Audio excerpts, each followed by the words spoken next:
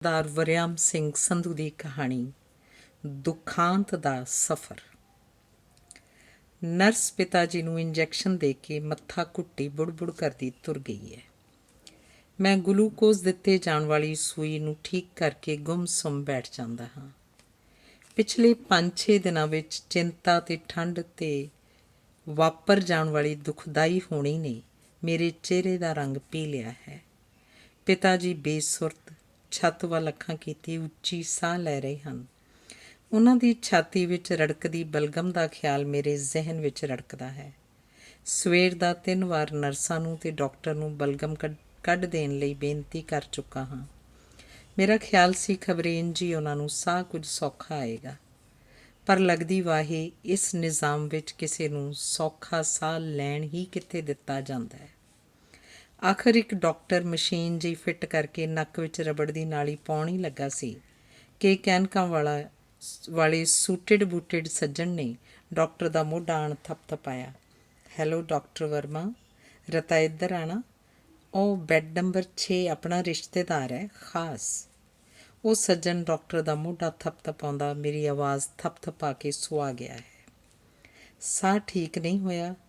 ਬਲਗਮ ਕੱਢੀ ਨਹੀਂ? Bed number 16 ਦਾ ਸੁੱਕਾ ਜਿਹਾ ਮਰੀਜ਼ ਮੈਨੂੰ ਪੁੱਛਦਾ ਹੈ। ਮੈਂ ਬਰਾਬਰ ਦੀ ਸਾਹਮਣੀ ਲਾਈਨ ਵੱਲ ਉਸ ਵੱਲ ਘੂਰਦਾ ਜਿਹਾ ਚੁੱਪ ਰਹਿੰਦਾ ਹਾਂ। ਬੁੱਲ ਟੁੱਕਣ ਲੱਗ ਪੈਂਦਾ ਹਾਂ। ਫਿਰ ਆਵੇਸ਼ ਵਿੱਚੋਂ ਹੀ ਕਹਿ ਉੱਠਦਾ, ਕਿਹਾ ਸੀ ਪਰ ਮੇਰੀ ਕਿਸੇ ਸੁਣੀ ਨਹੀਂ। ਸ਼ਾਇਦ ਮੇਰੀ ਆਵਾਜ਼ ਹੀ ਇੰਨੀ ਉੱਚੀ ਨਹੀਂ ਜੋ ਸੁਣੀ ਜਾ ਸਕੇ। ਪਿਛਲਾ ਵਾਕ ਪਤਾ ਨਹੀਂ ਮੈਂ ਆਪਣੇ ਆਪ ਨੂੰ ਕਿਹਾ ਹੈ ਕਿ ਉਹਨੂੰ। ਪਿਤਾ ਜੀ ਦੀ ਪਗੜੀ ਠੀਕ ਕਰਕੇ ਮੈਂ ਉਹਨਾਂ ਦੇ ਦਾੜੇ ਨੂੰ ਸਵਾਰਦਾ ਹਾਂ। ਮੇਰੇ ਦਿਲ ਵਿੱਚ ਰੁੱਗ ਭਰੀਣ ਲੱਗਾ ਹੈ। ਉਹਨਾਂ ਦੇ ਪੀਲੇ ਚਿਹਰੇ ਵਿੱਚੋਂ ਮੇਰਾ ਭਵਿੱਖ ਮੈਨੂੰ ਨਜ਼ਰ ਆਉਂਦਾ ਹੈ। ਸਾਰੇ ਭੈਣ ਭਰਾ ਮੇਰੇ ਤੋਂ ਛੋਟੇ ਹਨ, ਪੜ੍ਹਾਉਣ ਵਾਲੇ ਵੀ ਅਤੇ ਵਿਆਹੁਣ ਵਾਲੇ ਵੀ। ਮੈਂ ਇੰਨੇ ਦੁੱਖਾਂ ਭਰੇ ਮਾਹੌਲ ਦੀ ਕਲਪਨਾ ਕਰਕੇ ਕੰਬ ਜਾਂਦਾ ਹਾਂ। 6 ਦਿਨਾਂ ਤੋਂ ਪਿਤਾ ਜੀ ਜ਼ਿੰਦਗੀ ਅਤੇ ਮੌਤ ਦੇ ਅੱਧ ਵਿੱਚ ਲਟਕ ਰਹੇ ਹਨ। ਨਾਲ ਹੀ ਮੇਰੀ ਅਤੇ ਮੇਰੇ ਪਰਿਵਾਰ ਦੀ ਆਸ ਲਟਕੀ ਹੋਈ ਹੈ। ਇਹ ਚਾਮਚੜਿਕ ਜਿਹੀ ਬੜੀਆਂ ਨਾਸਾਂ ਚੜ੍ਹਾਉਂਦੀ ਗਈ ਹੈ ਟੀਕਾ ਲਾ ਕੇ। ਕਿਉਂ ਸਰਦਾਰਾ? ਖੰਘ ਕੇ ਦੂਰਾ ਹੋ ਜਾਣ ਵਾਲਾ ਬੈੱਡ ਨੰਬਰ 16 ਦਾ ਸੁਕੜੂ ਜਿਹਾ ਮਰੀਜ਼ ਹੁਣੇ ਗਈ ਨਰਸ ਬਾਰੇ ਪੁੱਛਦਾ ਹੈ। ਕਹਿੰਦੀ ਸੀ ਪਸੀਨੇ ਦੀ ਬੂ ਆ ਰਹੀ ਹੈ। ਕਾਹਲੀ ਨਾਲ ਟੀਕਾ ਲਵਾਉਣ ਸਮੇਂ ਪਿਤਾ ਜੀ ਨੂੰ ਠੀਕ ਤਰ੍ਹਾਂ ਮੈਥੋਂ ਸੰਭਾਲਿਆ ਨਾ ਗਿਆ ਅਤੇ ਆਖੇ ਆ ਜਾਂਦੇ ਨੇ ਇਲਾਜ ਕਰਾਉਣ, ਟੀਕਾ ਲਵਾਉਣ ਦੀ ਜਾਂਚ ਨਹੀਂ। ਮੇਰੇ ਕੋਲ ਦੀ ਬਲਵਿੰਦਰ ਨਰਸ ਟੁੱਪ ਲੰਘ ਗਈ ਹੈ। ਮੈਂ ਚੁੱਪ ਕਰ ਜਾਂਦਾ।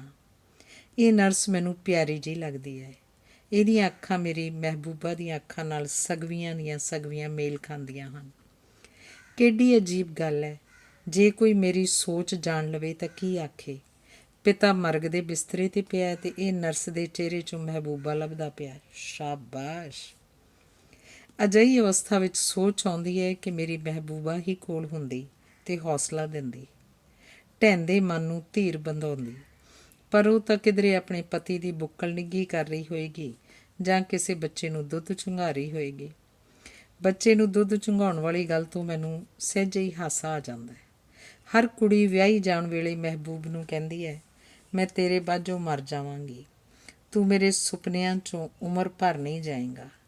ਹਾਏ, ਪਰ ਖਾਣ ਨੂੰ ਰੋਟੀ ਅਤੇ ਹੰਡਾਉਣ ਨੂੰ ਦਰਮਿਆਨਾ ਜਿਹਾ ਪਤੀ ਮਿਲਿਆ, 2 ਬੱਚੇ ਜੰਮੇ ਅਤੇ ਫਿਰ ਸਭ ਕੁਝ ਆਮ ਦੀ ਤਰ੍ਹਾਂ ਚੱਲਣ ਲੱਗ ਪੈਂਦਾ ਹੈ। ਜਵਾਰ ਭਾਟਾ ਆਉਣ ਤੋਂ ਪਿੱਛੋਂ ਜਿਵੇਂ ਲਹਿਰਾਂ ਸ਼ਾਂਤ ਹੋ ਜਾਂਦੀਆਂ ਹਨ। ਪਰ ਫਿਰ ਵੀ ਖਬਰੇ ਮਹਿਬੂਬਾ ਦੀ ਯਾਦ ਕਿਉਂ ਆਉਂਦੀ ਹੈ? ਉਹਦਾ ਹੌਸਲਾ ਕਿਉਂ ਚਾਹੁੰਦਾ ਹਾਂ?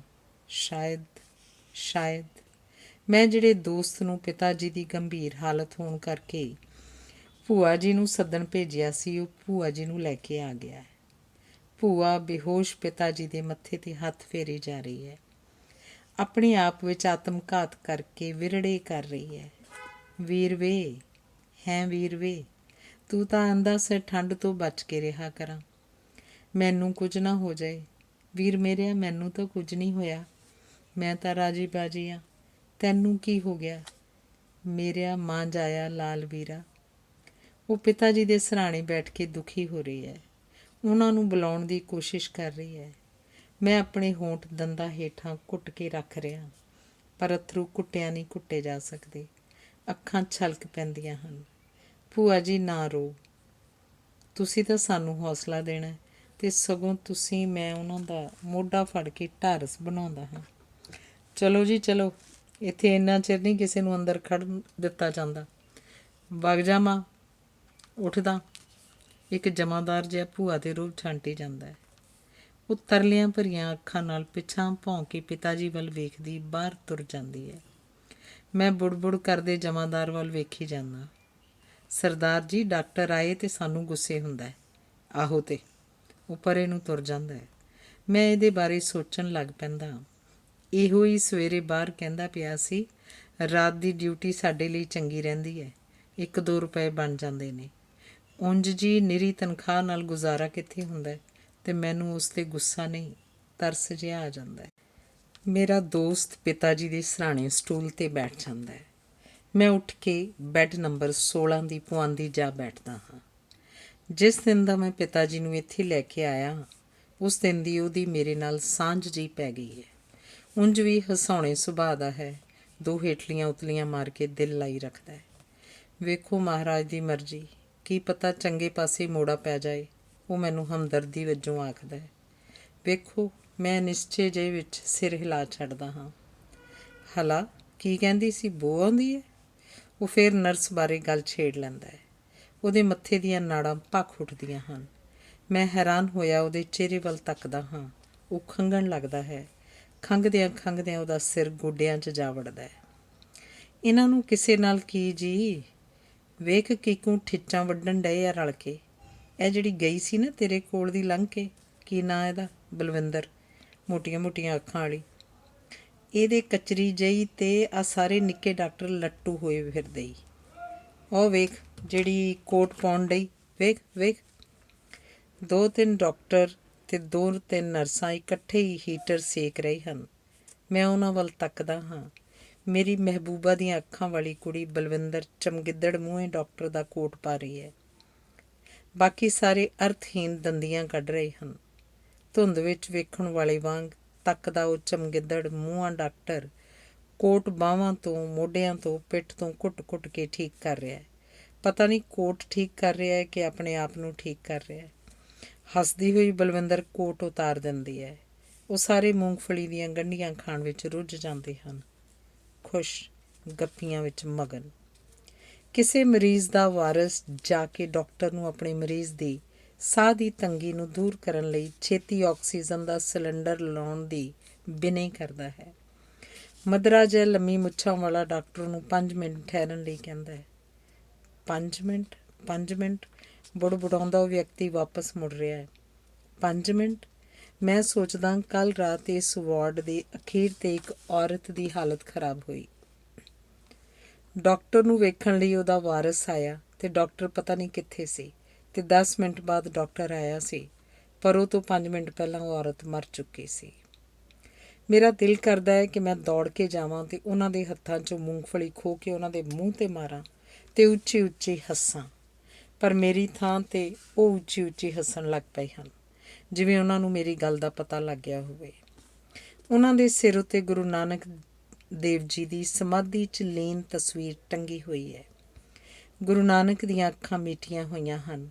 ਮੈਂ ਅੰਤਰੀ ਖੁਸ਼ੀ ਮਹਿਸੂਸ ਕਰਦਾ ਕਿ ਚੰਗਾ ਅੱਖਾਂ ਖੁੱਲ੍ਹੀਆਂ ਨਹੀਂ, ਤੇ ਫਿਰ ਐਵੇਂ ਹੀ ਮੈਨੂੰ ਖਿਆਲ ਆਉਂਦਾ ਹੈ ਕਿ ਗੁਰੂ ਨਾਨਕ ਅਜਿਹੀ ਥਾਂ ਅੱਖਾਂ ਖੋਲ੍ਹ ਵੀ ਕਿਵੇਂ ਸਕਦਾ ਹੈ। ਅੱਗੇ ਲੰਮੀਆਂ ਮੁੱਛਾਂ ਵਾਲਾ ਮਧਰਾ ਡਾਕਟਰ ਤੇ ਪਿੱਛੇ ਬਲਵਿੰਦਰ ਨਰਸ ਲੰਘ ਰਹੇ ਹਨ। ਬੈੱਡ ਨੰਬਰ 16 ਗਲਾ ਖੰਗੂਰ ਕੇ ਡਾਕਟਰ ਨੂੰ ਮਰਾਸੀਆਂ ਵਾਂਗ ਸੰਬੋਧਨ ਕਰਕੇ ਕਹਿੰਦਾ, ਇਹ ਡਾਕਟਰ ਸਾਹਿਬ ਬੜੇ ਮਿਹਰਬਾਨ ਨੇ। ਡਾਕਟਰ ਕੰਜਰੀ ਵਾਂਗ ਮੁਸਕਰਾਉਂਦਾ ਲੰਘ ਜਾਂਦਾ ਹੈ। ਬੈੱਡ ਨੰਬਰ 16 ਮੈਨੂੰ ਆਖਦਾ, ਇੰਜ ਖੁਸ਼ਾਮਦ ਕੀਤਿਆਂ ਰਤਾ ਵਾਹਵਾ ਧਿਆਨ ਦਿੰਦਾ ਹੈ, ਉਂਝ ਸਭ ਇੱਕੋ ਰੱਸੇ ਹੀ ਉਹਨੂੰ ਖੰਘ ਛਿੜ ਪੈਂਦੀ ਹੈ। ਠੀਕ ਚੱਲ ਰਿਹਾ? ਬਲਵਿੰਦਰ ਪਿਤਾ ਜੀ ਨੂੰ ਦਿੱਤੇ ਜਾਣ ਵਾਲੇ ਗਲੂਕੋਜ਼ ਦੀ ਬੋਤਲ ਨੂੰ ਪੜਤਾਲਦੀ ਹੈ ਤੇ ਉਹਨਾਂ ਦੇ ਸਿਰਹਾਣੇ ਬੈਠੇ ਮੇਰੇ ਦੋਸਤ ਨੂੰ ਪੁੱਛਦੀ ਹੈ। ਹਾਂਜੀ, ਮੁਸਕਰਾ ਕੇ ਸਿਰ ਹਿਲਾ ਛੱਡਦਾ ਹੈ। ਮੈਂ ਉਹਦੇ ਠਰਕੀ ਸੁਭਾਅ ਤੋਂ ਜਾਣੂ ਹਾਂ। ਉਹ ਕਹਿੰਦਾ, ਇਹ ਹੋਸ਼ 'ਚ ਕਦੋਂ ਆਉਣਗੇ? ਕੀ ਕਿਹਾ ਜਾ ਸਕਦਾ ਹੈ? ਇੰਨੀ ਠੰਡ 'ਚ ਤੁਹਾਨੂੰ ਪਾਲਾ ਨਹੀਂ ਹੁੰਦਾ? ਜਰਸੀ ਉੱਤੋਂ ਕੋਟ ਨਹੀਂ ਪਾਇਆ ਤੁਸਾਂ? ਉਹ ਇੱਕਦਮ ਹੀ ਗੱਲ ਦਾ ਪਾਸਾ ਪਰਤਦਾ ਹੈ। ਸਾਡੇ ਲੋਕਾਂ ਤੋਂ ਪਾਲਾ ਡਰਦਾ ਹੈ। ਸ਼ਾਇਦ ਪਾਲੇ ਨੂੰ ਡਰਾਉਣ ਵਾਲੀਆਂ ਮੇਰੇ ਦੋਸਤ ਦੀਆਂ ਉਪਰੀਆਂ ਗੱਲਾਂ ਤੋਂ ਡਰ ਕੇ ਉਤਰ ਗਈ ਹੈ। ਪਿਤਾ ਜੀ ਅਚਾਨਕ ਤ੍ਰਬਕਦੇ ਹਨ। ਝਟਕੇ ਨਾਲ ਗਲੂਕੋਜ਼ ਵਾਲੇ ਸੂਈ ਬਾਹਰ ਨਿਕਲ ਜਾਂਦੀ ਹੈ। ਮੈਂ ਉੱਠ ਕੇ ਕੋਲ ਹੋ ਜਾਂਦਾ। ਮੈਂ ਤੇ ਮੇਰਾ ਦੋਸਤ ਉਹਨਾਂ ਦੀ ਬਾਂਹ ਠੀਕ ਕਰਦੇ ਹਾਂ। ਉਹਨਾਂ ਨੂੰ ਸਾਹ ਤੇਜ਼ ਆ ਰਿਹਾ। ਬਲਗਮ ਦੀ ਆਵਾਜ਼ ਤੋਂ ਉਹਨਾਂ ਦੇ ਸਾਹ ਦੀ ਰੁਕਾਵਟ ਸਪਸ਼ਟ ਲੱਭਦੀ ਹੈ। ਮੈਂ ਗਲੂਕੋਜ਼ ਫਿੱਟ ਕਰਨ ਲਈ ਡਾਕਟਰ ਨੂੰ ਸੱਦਣ ਵਾਸਤੇ ਆਪਣੇ ਦੋਸਤ ਨੂੰ ਭੇਜਦਾ। ਪਿਤਾ ਜੀ ਬੜੀ ਕਾਹਲੀ ਸਾਹ ਲੈ ਰਹੇ ਹਨ। ਔਖਿਆਈ ਜਾਪਦੀ ਹੈ। ਬੈੱਡ ਨੰਬਰ 16 ਤੋਂ ਆਵਾਜ਼ ਆਉਂਦੀ ਹੈ। ਮੈਂ ਖਾਮੋਸ਼ ਹਾਂ। ਕਈਆਂ ਦਿਨਾਂ ਤੋਂ ਨੀਂਦਰਾ ਅਤੇ ਠੰਡ ਸਹਿ ਸਹਿ ਕੇ ਮੇਰਾ ਬੁਰਾ ਹਾਲ ਹੈ। ਮੈਨੂੰ ਲੱਗਦਾ ਜਿਵੇਂ ਸੁਪਨਾ ਵੇਖ ਰਿਹਾ ਹੋਵਾਂ। ਅਚਾਨਕ ਪਿਤਾ ਜੀ ਸਰੀਰ ਨੂੰ ਝਟਕਾ ਦੇ ਕੇ ਹੁਬਕਲੀ ਜੀ ਮਾਰਦੇ ਹਨ। ਉਹਨਾਂ ਨੂੰ ਉਲਟੀ ਆ ਗਈ ਹੈ। ਖੱਟਾ ਜਿਹਾ ਮੁਆਦ ਅੰਦਰੋਂ ਨਿਕਲਿਆ।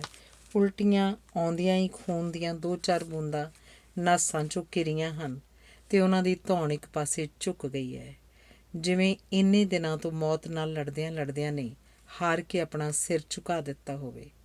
ਮੇਰਾ ਦੋਸਤ ਅਤੇ ਡਾਕਟਰ ਆ ਜਾਂਦੇ ਹਨ। ਉਹ ਖਾਮੋਸ਼ ਖੜ੍ਹੇ ਰਹਿੰਦੇ ਹਨ। ਦਿਮਾਗ ਦੀ ਨਾੜੀ ਫਟ ਗਈ ਹੈ। ਡਾਕਟਰ ਜਿਵੇਂ ਆਪਣੇ ਆਪ ਵਿੱਚ ਕਹਿੰਦਾ ਮੇਜ਼ ਵੱਲ ਤੁਰ ਜਾਂਦਾ ਹੈ। 2 ਡਾਕਟਰ ਹੋਰ ਉਸ ਕੋਲ ਆ ਖੜ੍ਹੇ ਹੋਏ ਹਨ। ਮੈਂ ਪਿਤਾ ਜੀ ਦੇ ਮੁਰਦਾ ਚਿਹਰੇ ਵੱਲ ਤੱਕ ਰਿਹਾ, ਜਿਸ ਵਿੱਚੋਂ ਮੈਨੂੰ ਕੁਝ ਨਹੀਂ ਲੱਭਦਾ। ਅੱਜ ਦੇ ਯੁੱਗ ਵਿੱਚ ਅਸੀਂ ਕਿਸੇ ਵੱਲ ਕੁਝ ਲੱਭਣ ਦੀ ਨੀਅਤ ਨਾਲ ਹੀ ਕਿਉਂ ਵੇਖਦੇ ਹਾਂ? ਮੇਰੇ ਮਨ 'ਚ ਖਿਆਲ ਆਉਂਦਾ ਹੈ। ਮੈਂ ਸਟਾਫ ਨਰਸ ਅਤੇ ਬਲਵਿੰਦਰ ਨੂੰ ਘੂਰਨ ਲੱਗ ਪੈਂਦਾ, ਜੋ ਮੇਰੇ ਕੋਲ ਦੀ ਲੰਘ ਗਈਆਂ ਹਨ। ਡੈਥ ਹੋ ਗਈ। ਤੁਰਿਆਂ ਜਾਂਦਿਆਂ ਦੋਵਾਂ 'ਚੋਂ ਕਿਸੇ ਨੇ ਕਿਹਾ। ਅਸੀਂ ਖਾਮੋਸ਼ ਹਾਂ। ਮੈਂ ਕਿਸੇ ਟੈਕਸੀ ਆਦਿ ਦਾ ਪਤਾ ਕਰਨ ਲਈ ਦੋਸਤ ਨੂੰ ਭੇਜ ਦਿੰਦਾ, ਤਾਂ ਕਿ ਲਾਸ਼ ਛੇਤੀ ਤੋਂ ਛੇਤੀ ਪਿੰਡ ਲਿਜਾ ਕੇ ਸ਼ਾਮ ਤੋਂ ਪਹਿਲਾਂ ਸੰਸਕਾਰ ਕਰ ਦਿੱਤਾ ਜਾਵੇ। ਮੇਰੇ ਮੋਢੇ 'ਤੇ ਕਿਸੇ ਦਾ ਹੱਥ ਆਣ ਟਿਕਦਾ ਹੈ। ਅੱਖਾਂ ਉਠਾਉਂਦਾ ਹਾਂ। ਬੈੱਡ ਨੰਬਰ 16 ਉਦਾਸ ਅੱਖੀਆਂ ਨਾਲ ਮੈਨੂੰ ਤੱਕਦਾ ਹੈ। ਹੌਸਲਾ ਕਰਨ ਦੀ ਲੋੜ ਹੈ। ਹੋਣੀ ਤਾਂ ਦਿਸਦੀ ਪਈ ਸੀ ਕਈ ਦਿਨਾਂ ਤੋਂ। ਬੈੱਡ ਨੰਬਰ 13 ਦੇ ਮਰੀਜ਼ ਦੀ ਲੜਕੀ ਜੋ ਹੁਣੇ ਅੰਦਰ ਆਈ ਹੈ, ਬੈੱਡ ਨੰਬਰ 16 ਦੀ ਗੱਲ ਸੁਣ ਕੇ ਠਹਿਰ ਗਈ ਹੈ। ਉਹਦੇ ਪਿਤਾ ਦੀ ਵੀ ਖਤਰਨਾਕ ਹਾਲਤ ਹੋਣ ਕਰਕੇ ਸਵੇਰੇ ਹੀ ਅੱਜ ਹੀ ਉਹਨੂੰ ਹਸਪਤਾਲ ਲਿਆਂਦਾ ਗਿਆ ਹੈ। ਉਹ ਲੜਕੀ 2 ਪਲ ਖਾਮੋਸ਼ ਰਹਿੰਦੀ ਹੈ, ਆਪਣੇ ਪਿਤਾ ਦੇ ਬੈੱਡ ਵੱਲ ਵੇਖਦੀ ਹੈ ਅਤੇ ਫਿਰ ਮੇਰੇ ਪਿਤਾ ਦੇ ਸਿਰਹਾਣੇ ਆ ਜਾਂਦੀ ਹੈ। ਅਚਾਨਕ ਉਹਦੀਆਂ ਅੱਖਾਂ ਵਿੱਚ ਹੰਝੂ ਫੁੱਟ ਆਉਂਦੇ ਹਨ ਅਤੇ ਉਹ ਸਿਸਕ ਸਿਸਕ ਕੇ ਰੋਣ ਲੱਗ ਪੈਂਦੀ ਹੈ। ਚੁੱਪ ਕਰੋ ਭੈਣ ਜੀ, ਮੈਂ ਉਹਨੂੰ ਕਹਿੰਦਾ ਅਤੇ ਫਿਰ ਬੈੱਡ 16 ਨੂੰ ਸੰਬੋਧਨ ਕਰਦਾ। ਤੁਸੀਂ ਕਾਹਨੂੰ ਉੱਠ ਕੇ ਆਏ? ਜੋ ਹੋਣਾ ਸੀ ਹੋ ਗਿਆ। ਮੈਂ ਉਹਨੂੰ ਆਪਣੇ ਬਿਸਤਰੇ 'ਤੇ ਜਾਣ ਲਈ ਕਹਿੰਦਾ ਹਾਂ। ਡਾਕਟਰ ਮੈਨੂੰ ਆਵਾਜ਼ ਦੇ ਕੇ ਕਾਗਜ਼ਾਂ 'ਤੇ ਮੇਰੇ ਦਸਤਖਤ ਕਰਵਾਉਂਦਾ ਹੈ। ਮੁਰਦਾ ਲਾਸ਼ ਵਾਰਸਾਂ ਦੇ ਹਵਾਲੇ ਕੀਤੀ ਗਈ ਹੈ। ਮੈਂ ਕੰਬਦੇ ਹੱਥਾਂ ਨਾਲ ਪੈਨ ਛੱਡਦਾ ਹਾਂ। ਨਾਂ ਦਾ ਪਹਿਲਾ ਅੱਖਰ ਲਿਖ ਕੇ ਹੀ ਕਲਮ ਕੰਬ ਜਾਂਦੀ ਹੈ। ਫਿਰ ਹੌਸਲਾ ਕਰਕੇ ਪੂਰਾ ਨਾਂ ਲਿਖ ਦਿੰਦਾ ਹਾਂ। ਮੈਨੂੰ ਇਸ ਮੌਤ ਦਾ ਅਫਸੋਸ ਹੈ। ਡਾਕਟਰ ਦੇ ਮਸ਼ੀਨੀ ਸ਼ਬਦ ਹਨ। ਮੈਂ ਮਸ਼ੀਨ ਦੇ ਖੜਾਕੇ ਵਾਂਗ ਸੁਣਦਾ ਹਾਂ। ਦੋਸਤ ਨੂੰ ਉਡੀਕਦਾ ਹਾਂ। ਮੈਂ ਪਿਤਾ ਜੀ ਦੀ ਲਾਸ਼ ਸਿਰਹਾਣੇ ਆ ਬੈਠਦਾ ਹਾਂ। ਬਲਵਿੰਦਰ ਅਤੇ ਸਟਾਫ ਨਰਸ ਆਉਂਦੀਆਂ ਹਨ। ਬਈ ਬੈੱਡ ਖਾਲੀ ਕਰੋ ਨਾ ਛੇਤੀ, ਬਲਵਿੰਦਰ ਕਹਿੰਦੀ ਹੈ। ਮੈਂ ਉਹਦੀਆਂ ਆਪਣੀਆਂ ਮਹਿਬੂਬਾ ਨਾਲ ਮਿਲਦੀਆਂ ਅੱਖਾਂ ਵੱਲ ਤੱਕੀ ਜਾਂਦਾ ਹਾਂ। ਧੰਨਵਾਦ।